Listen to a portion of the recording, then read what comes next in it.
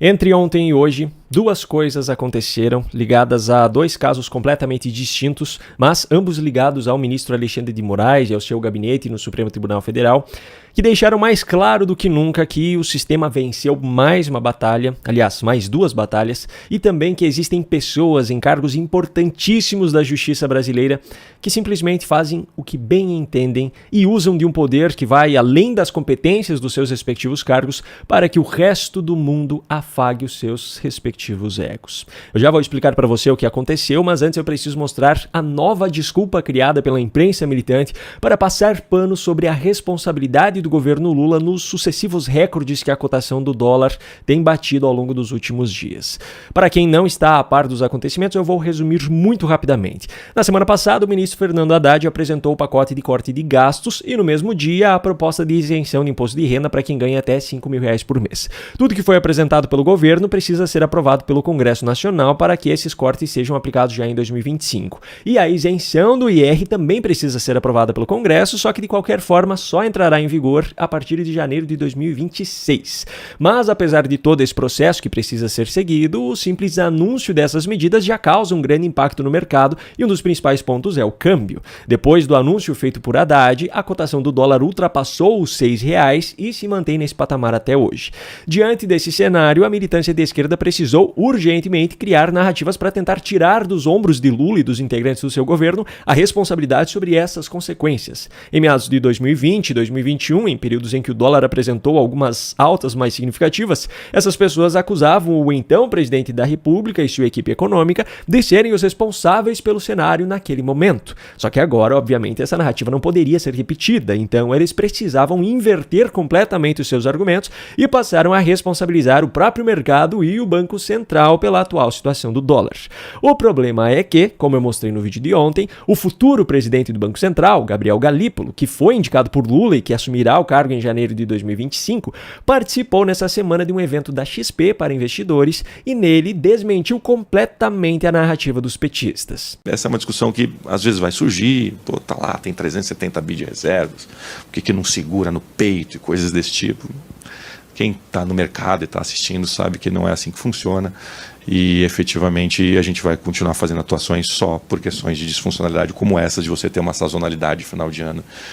O câmbio flutuante é um dos pilares da nossa matriz econômica essencial para que a gente possa passar por momentos como esse que a gente está vendo agora. A militância não perdeu tempo e já deu conta de criar outras narrativas completamente absurdas para substituir as que foram desmentidas. Na Globo News, hoje pela manhã, Miriam Leitão, a pseudojornalista das famosas manchetes "Entenda como isso é bom", colocou a culpa no presidente eleito dos Estados Unidos, Donald Trump, que nem assumiu o cargo ainda, e culpou também os especialistas do mercado, que, segundo ela, não entenderam ainda como são boas as medidas anunciadas pelo governo Lula. Tem uma outra dificuldade que foi o ruído criado, porque ao anunciar as medidas, como a gente explicou aqui, ao anunciar as medidas também anunciou-se uma benesse, mas que é do ano que vem, que é a isenção do imposto até R$5.000, e isso deu esse tilt no mercado financeiro, que está olhando também a inflação subindo, que está olhando também, e outro ponto que está pesando no mercado financeiro, não tem nada a ver com a gente, é com o governo Trump, o governo que ainda não começou, mas tudo que ele faz nos Estados Unidos é ficar rosnando. E a última, quando eles rosnaram para nós, ele ameaçou o quê? Ameaçou uma tarifa de 100% se os BRICS resolverem fugir do dólar para outro tipo de acordo nas transações entre os países. Então, assim, isso impactou também. Mas o grande pessimismo vem exatamente dessa falta de compreensão de qual é o impacto das medidas fiscais e o governo está fazendo esse esforço. Vamos explicar de novo, porque o ajuste é forte de fato. Ele tem muita mudança importante. Pois é, o famoso "entenda como isso é bom" agora chegou a um outro patamar. Agora os incompetentes integrantes de um governo irresponsável precisam visitar os especialistas do mercado para falar sobre a incompetência do governo e explicar para eles como isso é bom. Mas essa não é a única coisa absolutamente sem sentido que eu tenho para mostrar no vídeo de hoje. o que eu vou mostrar para seguir é ainda pior. Só que antes eu tenho um recado rápido justamente sobre o combate à militância política. Eu tenho certeza que você já está cansado de ouvir as narrativas absurdas que a militância de esquerda tenta empurrar diariamente. E eu imagino que você também enfrente situações no seu dia a dia em que você acaba debatendo sobre questões políticas com militantes que fazem parte do seu ambiente de trabalho, do seu grupo de amigos ou até mesmo familiares. Pois bem, eu criei um material em videoaulas para ajudar você a se tornar imbatível nesses debates. Você vai aprender 12 maneiras diferentes de derrubar os argumentos dessa militância. São 7 estratégias que já faziam parte do e-book, que talvez você já tenha até acessado, só que explicadas de maneira mais detalhada e aprofundada nesse curso, e ainda outras 5 estratégias inéditas. Além de todo esse material, você terá acesso ainda a alguns bônus, como um módulo que reúne diversos debates históricos na íntegra, como os debates presidenciais de 1989, passando por 94, 2002, 2010, 2014, 2018, 2022 e até mesmo o debate com os candidatos à Prefeitura de São Paulo, onde aquela cena da cadeirada aconteceu. Você também terá acesso a um módulo bônus de aulas com os principais ensinamentos de livros best-sellers mundiais, com conteúdo relevante para ajudar você a se preparar ainda mais para esses debates. Você terá acesso vitalício a todo esse material por apenas R$ 147, que pode ser feito por Pix, boleto ou ainda parcelado no cartão de crédito. Para isso, basta apontar a câmera do seu celular para o QR Code que está aparecendo aqui no canto ou clicar no link que eu deixei aqui na descrição do vídeo. Eu espero você lá. Muito bem, agora vamos aos fatos.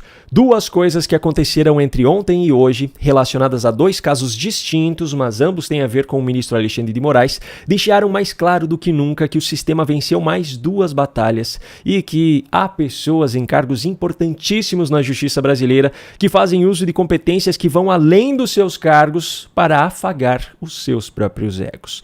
Primeiro caso, aquela famosa história do aeroporto de Roma, onde, de acordo com as acusações feitas por Moraes e seu filho, integrantes de uma família de brasileiros, os Mantovani, teriam agredido o filho de Moraes, teve nessa semana um desfecho. Só que esse desfecho foi muito diferente daquilo que o povo brasileiro esperava. O caso se estendeu por meses. Inicialmente, a Polícia Federal decidiu não indiciar a família acusada por não ter encontrado provas suficientes para isso. O delegado responsável pelo caso foi então substituído. Depois disso, milagrosamente, a PF mudou de ideia e decidiu indiciar os acusados. Só que um tempo depois, uma perícia independente feita sobre as imagens das câmeras do aeroporto, imagens que nunca foram divulgadas, por sinal, e das quais a defesa dos acusados não pode extrair cópia, essa perícia apontou que o filho de Alexandre de Moraes deu um tapa na nuca do acusado de agressão. No fim das contas, a agressão foi o contrário do que Moraes e seu filho disseram, e essa perícia apontou ainda que o relatório feito pela Polícia Federal tinha ocultado isso, porque tinha ocultado espaços de tempo significativos para entender o que realmente aconteceu nesse caso. Pois bem, na falta de qualquer outra alternativa para encerrar o caso, a defesa dos Mantovani decidiu encaminhar ao STF um pedido de retratação, ou seja, um pedido de desculpas da família por ter ofendido o ministro. O responsável pelo caso, o ministro Dias Toffoli, decidiu então declarar extinta a punibilidade dos acusados, ou seja, determinar que eles não podem mais ser punidos por essas acusações, e também arquivou o caso. Com isso, o caso foi encerrado, mas somente depois dos acusados terem se humilhado para pedir desculpas ao ministro. E no fim das contas, as imagens que mostrariam toda a verdade continuarão trancadas a 7 chaves dentro do Supremo Tribunal Federal. O povo brasileiro jamais saberá se Alexandre de Moraes e seu filho, Alexandre Barsi, falaram a verdade ou mentiram em suas acusações. Mas esse não foi o único caso que levou à obrigatoriedade de um acusado se humilhar para alcançar um desfecho.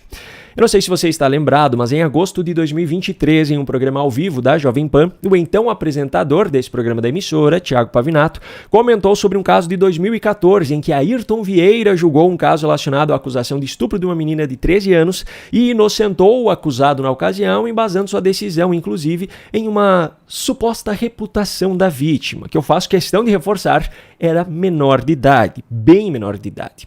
Nesse programa, em agosto de 2023, Pavinato criticou Ayrton Ayrton Vieira, que naquele momento estava concorrendo a uma vaga no STJ, e atribuiu a ele adjetivos muito parecidos com o que o juiz atribuiu à vítima no caso em 2014. A direção da Jovem Pan pressionou o apresentador para que ele pedisse desculpas, ele se recusou e acabou sendo demitido pela emissora.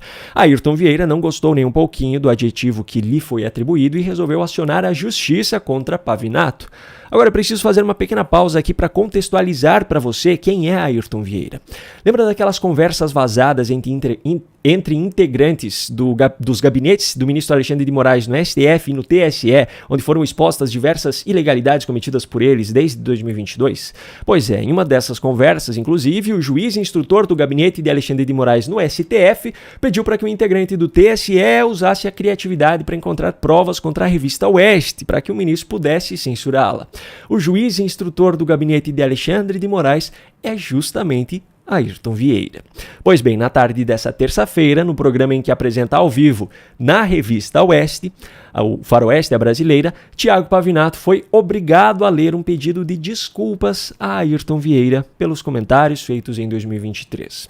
Eu,